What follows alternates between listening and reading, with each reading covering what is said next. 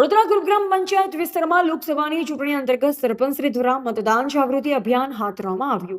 ભારત લોકશાહી દેશ છે. વધુમાં વધુ લોકો જાગૃત બને અને પોતાનો કિંમતી મત આપી લોકશાહીને મજબૂત બનાવે.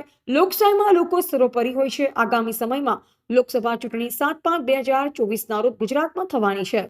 ત્યારે વડોદરા ગામે 150 જેટલા ગામના વડીલો, યુવા મિત્ર તથા ખૂબ જ મોટી સંખ્યામાં ગામની બહેનો, માતાઓની વચ્ચે મતદાન જાગૃતિ અભિયાન હાથ ધરવામાં આવ્યું.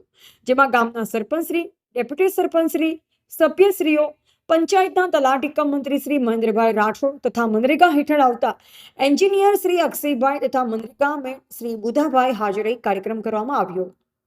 પંચાયત વિસ્તારમાં આવતા 3 બૂથ, જેમાં વડોદરા પંચાયત વિસ્તાર બૂથ, વડોદરા પટેલના મુવાડા બૂથ તથા વલાવાટા બૂથમાં 100% મતદાન થાય અને મતદાતાઓમાં જાગૃતિ આવે તેવા પ્રયત્નો કરવામાં આવ્યા. મતદાન જાગૃતિ કાર્યક્રમના અંતે નાસ્તો કરી કાર્યક્રમ પૂર્ણ કરવામાં આવ્યો. Bureau chief Alpesh Patel, TT news live 24, Vadodara.